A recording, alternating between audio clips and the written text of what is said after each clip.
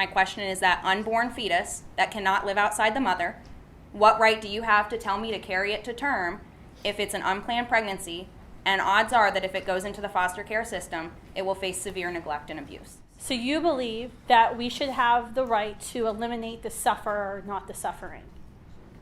Is that what you're saying? That's not what I'm saying at all, and that's not what my question is. You just said that if you knew for 100% certainty that the child you're birthing is going to have a lifetime of suffering, that it would be better for the child for you to kill and the life of the child than for the child to suffer. So instead of attempting to solve the suffering of the child, you've just eliminated the potential sufferer, right? My question was, how do we end that suffering to make bringing a child that is unwanted into this world justifiable? Well, so I think how there's do a you lot of propose things. We solve those problems. We absolutely, I mean, as pro-lifers and as Americans, we care about the children in foster care. We care about children who are being neglected, who are living on the streets with their parents. These are things that we as Americans strive to fix, right?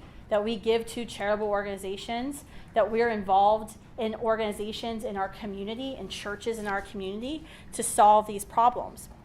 So I actually don't believe anyone in this room, regardless of whether or not you're pro-life or you're pro-choice, thinks that children should be suffering in foster care or children should live through hunger or homelessness.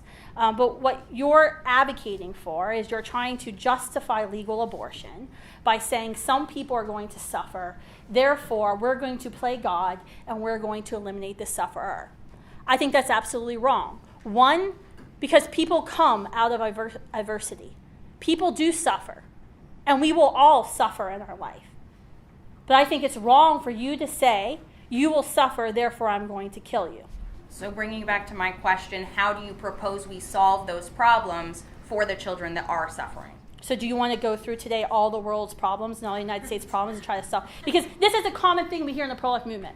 You're pro-life, but you don't care about people once they're born. You don't care about women after they're born. In fact, if you have to be pro-life, we have to do 30 different things. Yet, are you upset that the American Diabetes Association doesn't fight cancer? I specifically simply asked about Are you upset system. that the American Diabetes Association doesn't fight cancer? No. Why? Because they are the Diabetes Foundation. Exactly. I'm the anti-abortion. Next question. That's the next question, because you just answered my. You answered it I asked yourself. for a proposed solution to our issues in foster care and child homelessness. Okay, we can have a debate. I can do a whole lecture about foster care. We can do a whole lecture on homelessness. These are great problems that we face in our nation, right? These are dilemmas that we face. And there's different policy prescriptions for how to solve those things. But my organization, my mission is very limited. It's to abolish abortion, to make abortion illegal and unthinkable, because abortion is the greatest human rights tragedy our world faces. There's no other act of violence that kills more people every single day in America and across the world than abortion.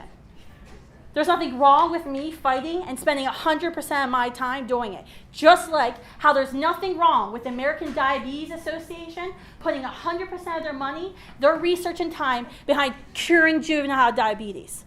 No one ever accuses the Diabetes Association or the American Cancer Association of not trying to cure every life-ending disease. Because we all understand, in order to be effective, in order to achieve our goal, you have to remain laser focused on your goal. It's very basic business principles, right? It's very basic. But yet, what we hear often from those who disagree with us on abortion is what's the pro-life movement doing on all of these things? That we have to solve all the societal ills. We have to address all of them in order to be heard. And the reality is you don't really care what I do. That I support children in third world countries, or that I might be volunteering at a soup kitchen, or many people in the pro-life movement are actually, they're the foster parents, they're leading the adoption efforts.